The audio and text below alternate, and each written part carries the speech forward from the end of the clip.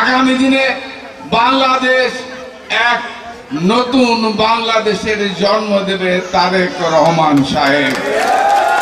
তারেক রহমানের নেতৃত্বে আজকে 15টা বছর তারেক রহমানকে দেশে আসতে দেয় নাই। এই 15টা বছর আমরা জেলে জেলে গেছে আমাদের জীবন।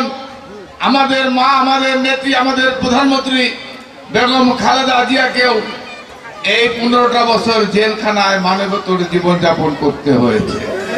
প্রিয় ভাই আমার, এই জন্যই আপনাদের কাছে আমার আহ্বান, আপনাদের কাছে আমার অনুরোধ, আগামী দিনে এই সুযোগ এসছে বাংলাদেশের রাজনীতিতে আমূল পরিবর্তন। আমরা 2001 সালে যা করেছি, 2025 সাল তারেক রহমান 31 দফা দিয়েছে। এই 31 দফার সাথে আমাদের এই গ্রাম বাংলার মানুষের জীবনযাত্রার মান উন্নয়নের কথা উল্লেখ করেছেন। আপনাদের ভাগ্যের পরিবর্তনের কথা বলেছেন।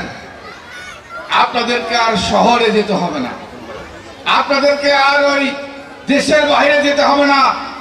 এই ঘরে বসে ডিজিটাল মাধ্যমে আপনারা উপার্জন করবেন। অর্থ উপার্জন করার জন্য দেশে বিদেশে আর যাওয়ার প্রয়োজন নেই।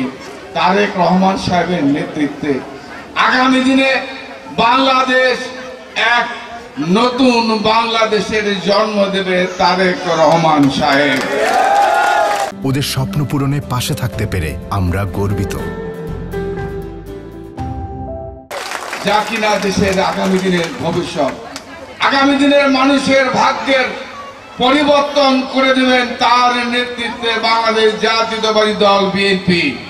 তাই আমি আপনাদের কাছে অনুরোধ রাখতে চাই, প্রিয় ভাই বোনেরা, আপনারা তরুণ সমাজ, এই যে নতুন যুগ প্রজন্ম, তোমাদের কাছে অনুরোধ, আমরা বিশ্বাস করি তোমরা হচ্ছে আগামী দিনের ভবিষ্যৎ, নতুন ভোটার।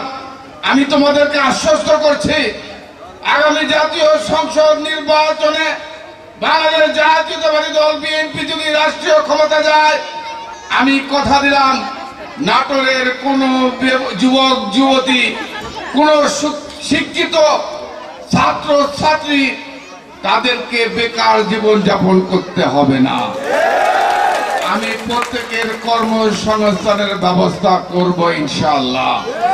ভাইয়ের আমার, বোনের আমার, আপনারা জানেন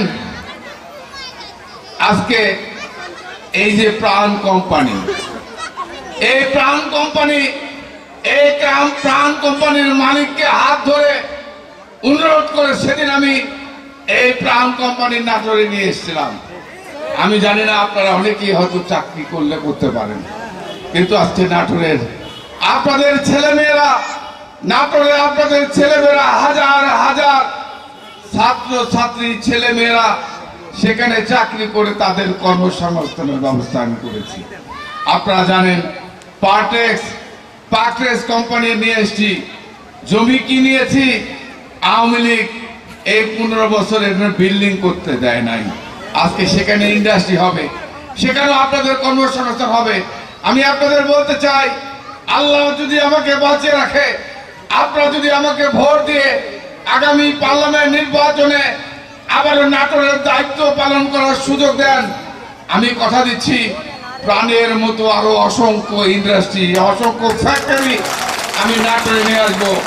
আপনাদের ছেলেমেয়েরা এই আদিদিঘা স্কুল, ওই বাসিদপুর নাসিরউদ্দিন তালুকদার মহাবিদ্যালয়, এই নাটোর নগর সিরাজউদ্দৌলা কলেজ থেকে MA পাস করে বাড়ি থেকে মুখে বলে টাই লাগিয়ে, কোট পরে, প্যান্ট শার্ট পরে বাড়ি থেকে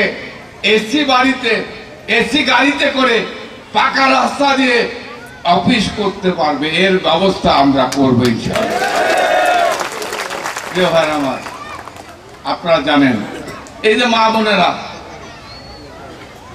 এখন মাদের জন্য কার্ড তারেক রহমান সাহেব ফ্যামিলি কার্ড বানিয়েছে। ফ্যামিলি কার্ড, একটা পরিবারের মালিক আগে ছেলেরা থাকতো না, আগে তো পরিচয় থাকতো ছেলেরা, আর তারেক রহমান বলেছে এখন থেকে মা হবে পরিবারের অভিভাবক।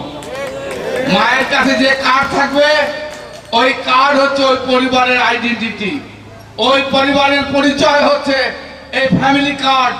এই ফ্যামিলি কার্ড দেখালে আপনারা বাংলাদেশ কেন পৃথিবীর যেখানে ইচ্ছা এই কার্ড ব্যবহার করে আপনারা জীবনযাপন করতে পারবেন। আজকে এই ফ্যামিলি কার্ডের মাধ্যমে চিকিৎসা থেকে শুরু করে সকল সুযোগ সুবিধা আপনারা ভোগ করতে পারবেন। এই যে পদক্ষেপগুলো, তাই আমি আপনাদের বলতে চাই, যেহেতু আজকে এখানে পার্টির মিটিং, এখানে আপনারা সবাই পার্টির, একটু জনসভা না, এটা কিন্তু জনসভা না, সাধারণ মানুষের সভা না, এটা মাইকিং করে জনসভা ডাকা হয় নাই, এখানে প্রচার করে লিফলেট ছেড়ে মিছিল করে এখানে লোক আনা হয় নাই। এখানে আপনারা যারা আছেন সবাই বিএনপির কর্মী। বিএনপির কর্মী না আপনারা? আমি এই গ্রাম কমিটির আপনারা কর্মী, এই ওয়ার্ড কমিটির আপনারা কর্মী। আপনাদের কাছে আমার আহ্বান, এই আজ থেকে এই নির্বাচনী প্রচারণা কমিটি আজকে গঠন করা হবে। এই কমিটি আগামী ভোট পর্যন্ত প্রতিটা ঘরে ঘরে, প্রতিটা বাড়ি বাড়ি, প্রতিটা মানুষের কাছে, বাজারে, দোকানে, ঘাটে, মাঠে এই ধানের শীষ, তারেক রহমান, খালেদা জিয়া, রুহুল কুদ্দুস তালুকদার দুলুকে ধানের শীষ মার্কা প্রতীককে ভোট দিতে হবে।